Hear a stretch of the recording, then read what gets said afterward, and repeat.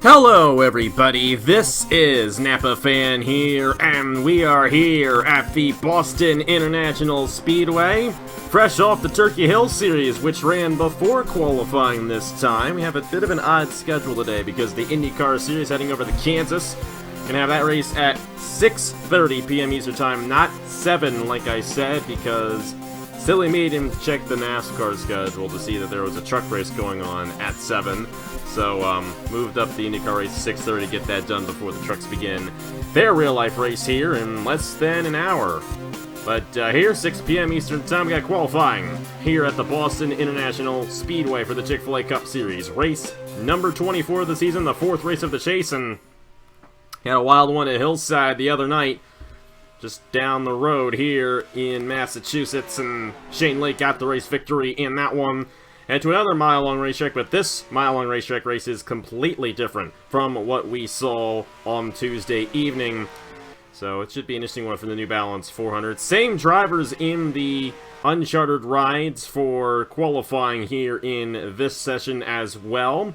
They all qualified at Hillside, but they get 2 races because even though we did have the Turkey Hill Series race just a little bit before, to turn everything around right then and there for these guys would not be too efficient. So these guys getting their hot seats awarded based off of the Armory Digital race last weekend. 07 of Claudia Reiner, 08 of Bobo Jones, 21 of Carter Friesen, 55 of Logan Williams, 57 of Mitchell Collins, 67 of Trey Smith, 71 of Dale Salzmann, 98 right here Joshua Rush. Fastest driver right now, Carter Friesen in the number 21. Who just took over the points lead in the Turkey Hill Series. Had a great run in that race. And managed to finally surpass Josh King in the points. Zachary DeLello also surpassed Josh King in the points. So it's getting very interesting. Actually, just a 4-point gap between Carter Friesen and Zachary DeLello for the points lead, with, I believe, 6 races remaining in the Turkey Hill Series. So it's definitely going to get interesting over there.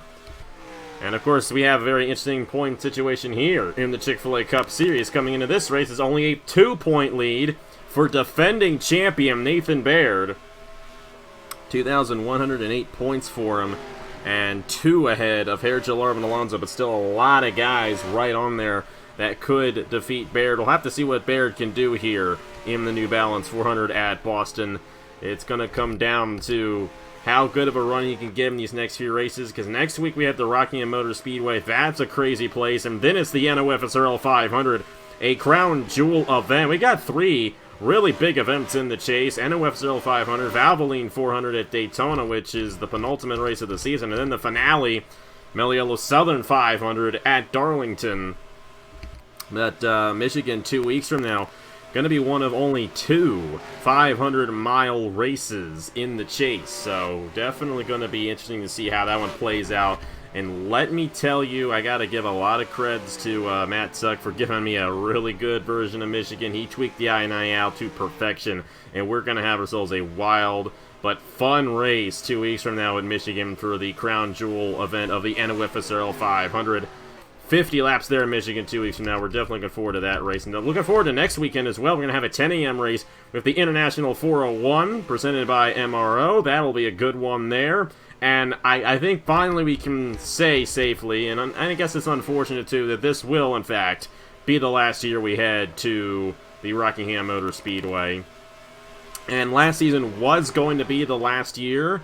The way the schedule worked out this year, we were able to add it back, but odds are the International 401, which we're looking to kind of become one of the bigger events in the Chick-fil-A Cup Series, will be moved to another international racetrack in 2021.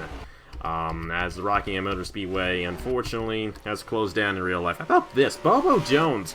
And of all the uncharted guys in Chick-fil-A Cup Series points, Bobo Jones has the most of them. But then again, he's been in 5 races so far, and if he can advance his way on right here, it'll be 6 races for Bobo Jones. And then the number 21 of Carter Friesen, looking to be the 2 uncharted drivers here at Boston in the Chick-fil-A Cup Series.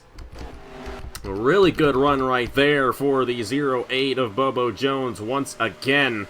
And while he hasn't had the best of seasons over in the Turkey Hill Series, the opportunities he has gotten in this hot seat have definitely proven to be worthy to him. We'll have to see if this translates to him getting a full-time Chick-fil-A Cup Series ride next year. Only 40 slots. Of course, obviously a lot of guys are going to be returning next year. There'll be a few guys who will be retiring from the series and not coming back, but we'll have to see how it all goes down. Once we get to Season 10, that's going to be very fun next season. We're really looking forward to showing you guys all that's coming up. Owners sign-ups, owners roll call about 2 months from now in September, and we'll get all the teams figured out for season number 10 here very soon. It's Bobo Jones and the number 21 of Carter Friesen, the two drivers advancing on from uncharted qualifying. Friesen barely being out Salzmann right there. But Jones and Friesen will be racing in tomorrow's New Balance 400 from Boston. 74-lap race tomorrow at noon Eastern Time.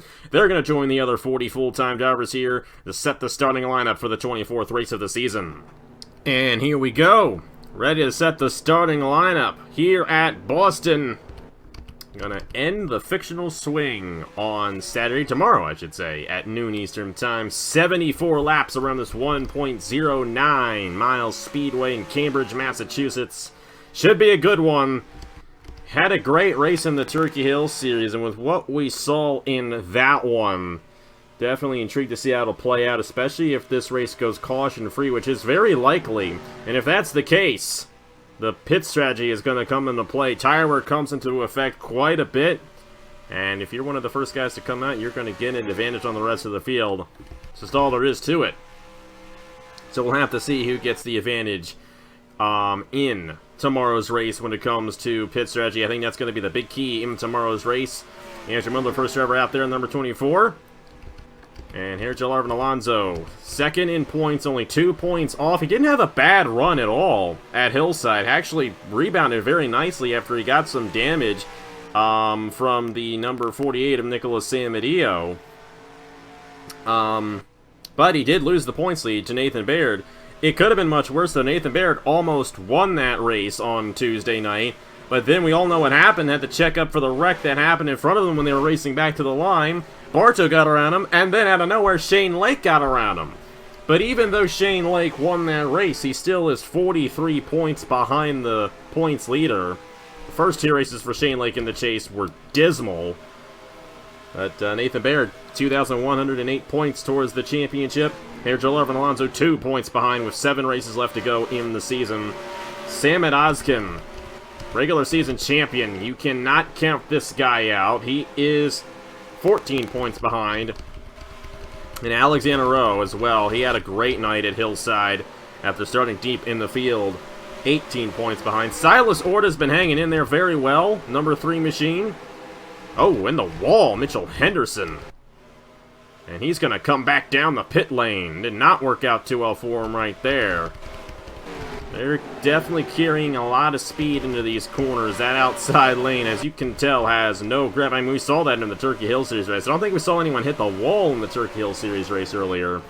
But these Cup cars are just going a little bit faster. Going to be interesting to see how they maneuver around this place. A couple more guys into the outside wall right there. This is going to be unique. Sam and Ozkin just went to the top of the board. Now, that is not what these chase drivers want to see. Obviously, Ozkin's the kind of guy that can get a run going and just take it right away, but Nathan Baird just went to second right behind him. And Baird looking quick here at Boston. I'm feeling that he's a little upset about losing that race on Tuesday night. He definitely feels like he should have had that one. Had one slip away from him right there. Only one win on the season. That came at Portland, and that came on pit strategy, so we're going to have to see if that works out for him. Reagan Whitlock now. Reagan Whitlock, look at the number on his machine there. That's the exact number of points he is down off the points lead. 92. He's in a league of his own right now, and not a good league either. But we saw Shane Lake win last week, you know, or should I say not last week, but last time out. If Whitlock wins this race, he could have a shot possibly at, you know, still having a shot at the championship. We're just going to have to see. Wyatt Quayle just went to the top of the board. Silas Orta, highest chase driver in the number 3 machine. See, where is that number 3? Orta's had a great season. Yet to win a race in his career in the Chick-fil-A Cup Series. He and Ryan Durrani are the only two drivers in this chase who have never won in this series before. Durrani's actually done a decent job. He's 30 points behind. So both Orta and Durrani right in there. We'll have to see where the 68 is right there. And Ryan Durrani currently, if I look here, 22nd quickest for Durrani. Not the best of positions. Shane Lake 21st quickest. Of course, Shane Lake, I believe, started 20th at Hillside. And he rallied his way to a race victory in the JBL 400. Obviously, this... oh, we got a wreck. We had a wreck. I'm not entirely sure what happened to him right there. Obviously, in these qualifying sessions, they don't slow down too well. Jesse Turner just went to 4th.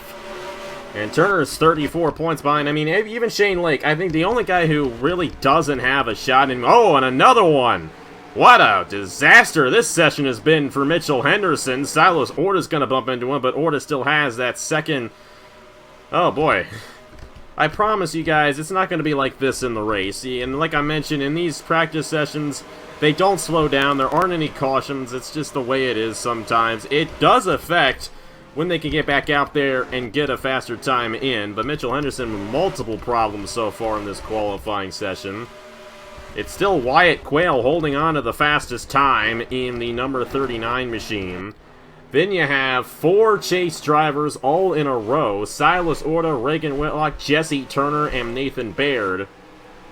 And as I was about to say, all these chase drivers are still within a reasonable distance to Nathan Baird in the points. From Fisher G on up, Fisher G 43 points behind. With 7 races left, that's nothing. And we've seen, you know, those kinds of points differences be made up really quickly in some of these leagues, and another wreck happened right there. We may want to adjust to see if the strength may actually be set a little too high for these guys, possibly. These Cup cars have lower downforce. They carry a lot of speed into the corner. They definitely have to check it up, and sometimes they don't do it as well as you would hope. Of course, Circuit Hill Series has a little bit more downforce, so they're able to get through the corner a little bit better. In the top 10, it's Wyatt Quayle, Silas Orta, Reagan Whitlock, Jesse Turner, Nathan Baird, Carter Friesen, who has won here before. We mentioned in the Turkey Hill Series race earlier today that he has won at this racetrack before in the Turkey Hill Series. Zachary Fitzwater, Sam Manowskid, Bobo Jones, Cody Sill, the Armory Digital winner from earlier this season. Definitely looking to have another strong run here. And it's Keegan Thompson there, slowing down, and boy, this is not exactly what you want to see in a qualifying session. That's Wyatt Quayle, who is the fastest guy in the session right now. So Silas Orta second, highest chase driver in the field. Reagan Whitlock, he is 92 points behind, but is still a chase driver there in third. Jesse Turner fourth in the leaderboard. Nathan Baird is fifth. Samet Oskin is in the 8th position. Then we have the number 7 of Fisher G in 20th. Takes a while before we get to our next one. The number 40, I should say, of Bradley Ream. Number 15 of Shane Lake. Number 68 of Ryan Durrani there. 21st, 22nd, and 24th, respectively. Number 25, Alexander Rowe, is 30th. Not a good run for Rowe. Alonzo's 37th. Yikes. Not good. Not good at all for Alonzo there. Long race. I will say Dylan Young did start right in the middle of the field. Igor Barreto in the Turkey Hill Series race, I believe, started in that 37th position and finished runner-up. And we have a 74-lap race tomorrow, so it can definitely turn around for Alonzo. We'll just have to see how it goes down for him.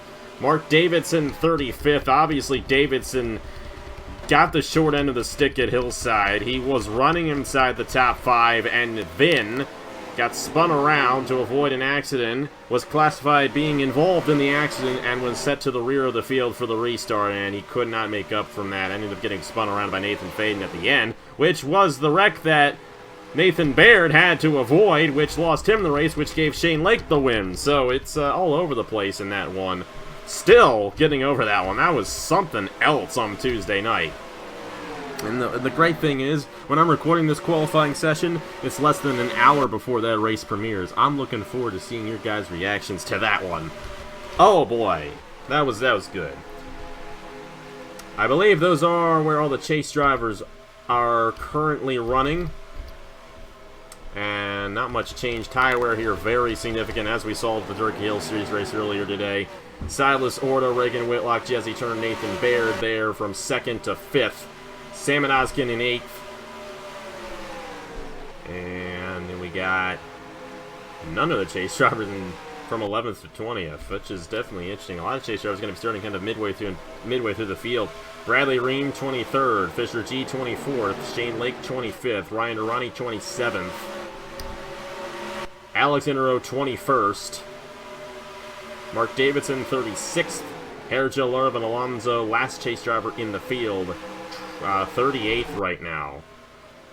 Not exactly where you want to start, but 74 laps, longest race we've ever had here in the Chick-fil-A Cup Series. I mean, we mentioned it when Trey was in the booth with us earlier. The last time we were here, Trey Bartow went to victory lane. Now, Trey Bartow, when we recorded those races, did not know what happened at Hillside, and you may notice I never referred to him almost winning at Hillside when we did that broadcast earlier on. He's going to join me in the booth for Kansas in less than half an hour.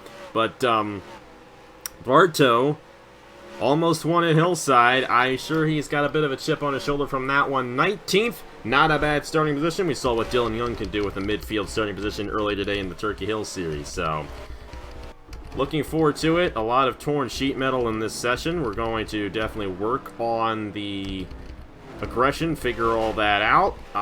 Either way, it is Wyatt Quayle who will lead us to the green flag for tomorrow's 74-lap race here. New Balance 400 from Boston.